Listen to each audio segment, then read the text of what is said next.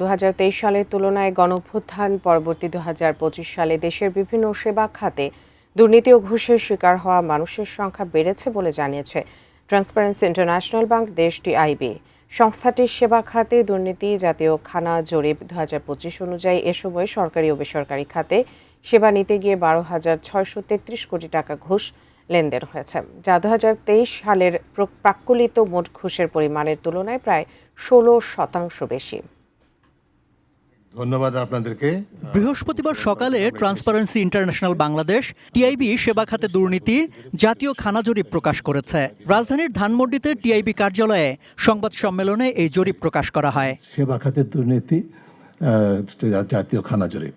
বাংলাদেশের খানাগুলোর সেবা গ্রহণে অভিজ্ঞতার ভিত্তিতে বিভিন্ন সেবা খাতে দুর্নীতির প্রকৃতি ও মাত্রা নিরূপণে নভেম্বর 2024 থেকে 2025 সালের অক্টোবর পর্যন্ত সময়ে দেশের 18টি খাত ও সেবার উপর পরিচালিত হয় এই জরিপ। ছিল 42.8%। টিআইবি জানায় 2025 সালে জাতীয় পর্যায়ে প্রাক্কলিত মোট ঘুষের পরিমাণ 12,633 কোটি টাকা।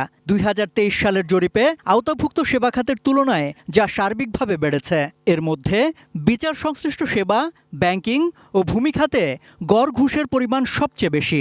2023 সালের সাথে তুলনায় দেখা যাচ্ছে যে দুর্নীতির শিকার এবং ঘুষের শিকার দুই ক্ষেত্রেই 2025 সালে বেড়েছে।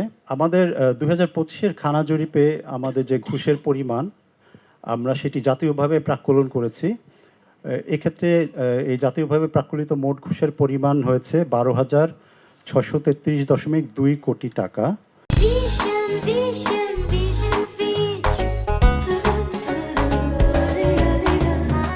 জরিপ অনুযায়ী 2023 সালের তুলনায় 2025 সালে জাতীয়ভাবে দুর্নীতির শিকার হওয়া খানার হার প্রায় 15% এবং ঘুষের শিকার হওয়া খানার হার প্রায় 25% বেড়েছে। আগের জরিপের মতো এবারও পাসপোর্ট ও বাংলাদেশ সড়ক পরিবহন কর্তৃপক্ষ বিআরটিএ থেকে সেবা নিতে গিয়ে সবচেয়ে বেশি মানুষ দুর্নীতি ও ঘুষ প্রদানের শিকার হয়েছেন। যারা দুর্নীতি করে তাদেরকে এমনকি পুরস্কৃত করা হয়, এটা উত্তরদাতারা বলেছেন। টিআইবির পর্যবেক্ষণে দেখা যায় আইন শৃঙ্খলা রক্ষাকারী বাহিনী ও বিচার সংশ্লিষ্ট সেবায় দুর্নীতি ও ঘুষের উচ্চ হার এখনো অব্যাহত আছে, যা সাধারণ মানুষের ন্যায় বিচার পাওয়ার ক্ষেত্রে বড় বাধা হিসেবে কাজ করছে। একই সঙ্গে কৃষি, স্থানীয় সরকার, ভূমি, শিক্ষা, স্বাস্থ্যের মতো জনগুরুত্বপূর্ণ খাতেও দুর্নীতি ও ঘুষের প্রবণতা বেড়েছে বা আগের মতোই রয়ে গেছে। ঘুষের শিকার হওয়ার হার শহরাঞ্চলের তুলনায় গ্রামাঞ্চলে বেশি।